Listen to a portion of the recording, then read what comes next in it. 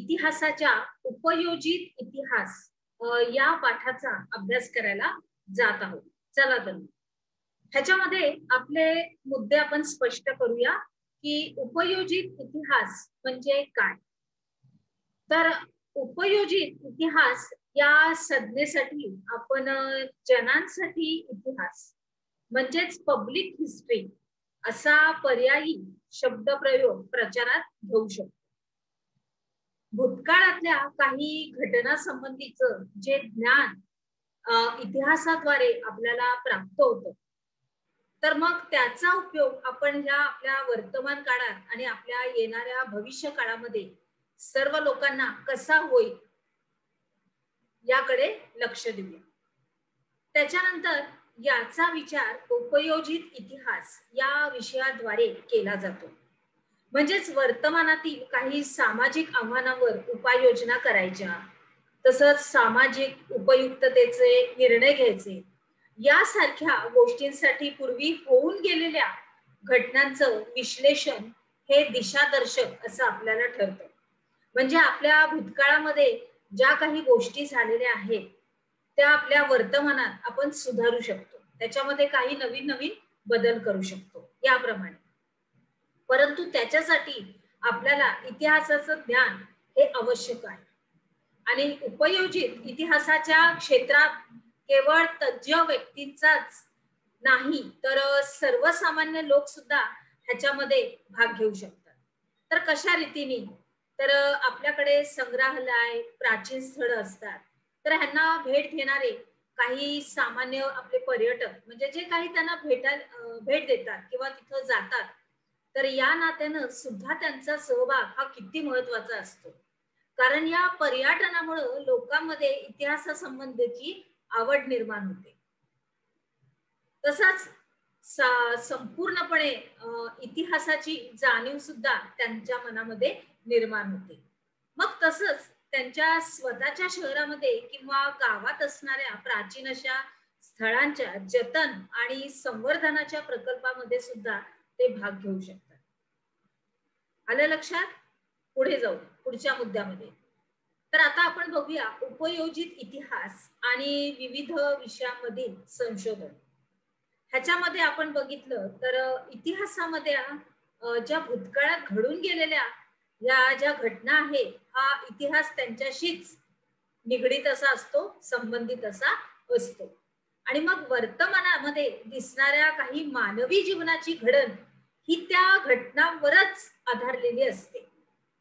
कारण भूतकाळातल्या काही गोष्टीच वर्तमानामध्ये आपल्याला परत परत येतात आणि ज्या भूतकाळामध्ये चुका झालेल्या आहेत, अडचणी आलेल्या होत्या, त्या आपण वर्तमान काळामध्ये सुधारू शकतो, त्याच्यामध्ये काही बदल करू शकतो. तर मग या घटना विविध क्षेत्रातल्या सुद्धा असू शकतात. जसं की राजकारण आहे, त्याच्यानंतर आपल्या सामाजिक काही संघटन आहे, त्याच्यानंतर धार्मिक संघटन आहे, त्याच्यानंतर तत्वज्ञान, तंत्रज्ञान आणि विज्ञान, या सगळ्या क्षेत्रामध्ये ह्या घडलेल्या आपल्याला दिसतात. आणि प्रत्येक क्षेत्रामधला ज्ञानसंचयाचा हा इतिहास हा स्वतंत्रपणे मोकळा म्हणजे वेगवेगळ्या विषयामध्ये वेगवेगळा असतो. आता बघा, आपण सुद्धा आपले विषय जे शिकतो म्हणजे इतिहास आहे, भूगोल आहे, राज्यशास्त्र आहे, गणित आहे, तर हे सगळे वेगवेगळे स्वतंत्र स्वतंत्र विषय आहेत. उदाहरण घेतलं तर गणितामध्ये कसं आहे, आर्यभट्टांनी शून्याची निर्मिती केली, म्हणजे त्या गणिताच्या संदर्भात त्यांनी केली. मग त्याच्यामध्ये हळूहळू सुधारणा होत गेल्या आणि मग अजून अजून तंत्रज्ञान त्या गणितामधलं वाढलं. मग शून्यातून आपण 1 ते 10 अंक, मग 10 त्यानंतर 100 अंक, मग पुढचे अंक आणि मग इत्यादी इत्यादी आपण पुढे, मग तर अजून अजून आपण पुढे गेलो. गुणाकार आला, भागाकार आला, बेरीज आली, वजाबाकी आली. हे उदाहरण आहे एका इतिहासाच्या गोष्टीमधून आपण इतके तंत्रज्ञानाकडे गेलो. आणि आता तर आपण हिशोब वहीवर मांडून वगैरे करत नाही, तर आपल्याकडे त्याच्यासाठी सगळी अशी उपकरणं सुद्धा आहेत याच्याप्रमाणे. मग त्या त्या क्षेत्रातल्या ह्या पुढच्या वाटचालीची दिशा या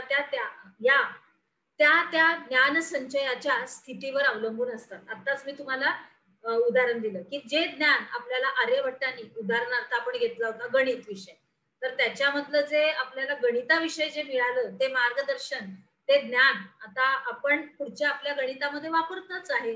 म्हणजे तो ज्ञान संचय आता आपण वापरून आतापर्यंत आणला आणि आता इथून पुढे तर अजून काय काय नवीन नवीन निघणार ह्याच्यावरती अवलंबून असतो. मग आपला हा काळ सुद्धा पुढच्या काळासाठी इतिहास होणार आणि मग पुढचा काळ वर्तमान काळ, अशा रीतीने ही गती ही चालतच राहणार. या घटना या टप्प्याटप्प्याने पुढे पुढे जातच राहणार.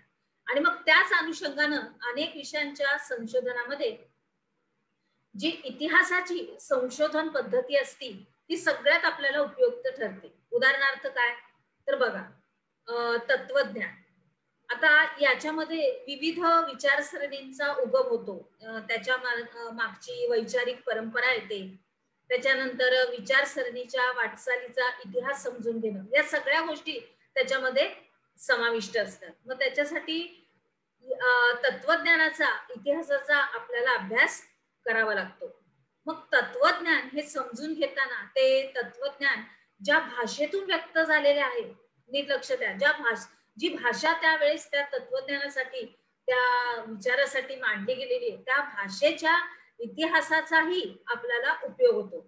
म्हणजे पूर्वीच्या काळी कशी पाली भाषा वापरायचे, अर्धमागधी भाषा होती, संस्कृत त्याच्यानंतर आलं, मग मराठी, मग विविध भाषा या सगळ्या उदयाला आल्या. अशा रीतीने मग त्या त्या परिस्थिती जी आहे, जिथे जिथं त्या व्यक्ती राहिलेल्या आहेत, त्या त्या परिस्थितीनुसार ती भाषा त्यांना समजण्यासाठी म्हणून त्यांनी ती वापरलेली आहे. पुढे आपण बघूया विज्ञान. तर वैज्ञानिक शोध आणि सिद्धांत यांचा कालक्रम आणि त्या शोधामागील कारण ही परंपरेची साखळी समजावून घेणं आणि त्याच्यासाठी आपण विज्ञानाचा, इतिहासाचा आपल्याला अभ्यास करावा लागेल. आता पुढे आपण स्पष्ट करूया की गरज ही शोधांची जननी असते असं म्हटलं जातं. मग अनेकदा काय होतं की वैज्ञानिक शोध हे मानवी गरजांची पूर्ती आणि जिज्ञासांचे समाधान करण्याच्या प्रयत्नातून केलेले आणि लागलेले असतात. आता विज्ञानातूनच आपल्याला किती सगळ्या साऱ्या अशा गोष्टी भेटलेल्या आहेत. उदाहरण आपण बघितलं की आपण जे उपग्रह सोडतो आकाशामध्ये, तर त्याच्या द्वारे आपण किती साऱ्या वाहिन्या आज आपल्या दूरदर्शनवर बघू शकतो. बरोबर, हे एक छोटं उदाहरण झालं. आता आपण पुढे पण बघूया की त्याच्यासाठी आधी अस्तित्वात असलेलं वैज्ञानिक ज्ञानाचा आपल्याला उपयोग हा केला जातो. आणि मग या शोधाच्या मागची काही कारण, त्यांच्या परंपरा आणि त्यांचा कालक्रम हे समजून घेण्यासाठी सुद्धा विज्ञानाच्या इतिहासाचं ज्ञान हे आपल्याला उपयोगी पडतं. याचा अर्थ काय तर विद्यार्थी मित्रांनो, आपल्याला आजच्या काळामध्ये आपण जे काही शोध लावतो, कोणता पण आपण अभ्यास करतो, त्याच्या मागे काही इतिहास दडलेला असतो आणि तो आपण वाचतो आणि संदर्भ घेतो. मागचा संदर्भ घेतल्यानंतरच मग आपण पुढे पाऊल टाकू शकतो, अशा रीतीने. तर पुढचा आपला मुद्दा आहे तंत्रज्ञान. तर हे तंत्रज्ञान कशा कशामध्ये, कोणत्या कोणत्या क्षेत्रामध्ये आणि कशा रीतीने वापरलं जातं. तर कृषी उत्पादन, वस्तूंचं उत्पादन, अभियांत्रिकी, या सगळ्यामध्ये हे केले गेलेले बदल आणि त्या मागली कारण साखळी, परंपरेची साखळी आपण समजावून घेऊ. आता आपण काय शिकलो. आपले प्रश्न असे आहेत की या विभागावरचे उपयोजित इतिहास म्हणजे काय, इतिहास संशोधन पद्धती यावर सविस्तर उत्तर लिहा. चला तर मग आता आपण आपल्या पुढील विभागाकडे वळूया.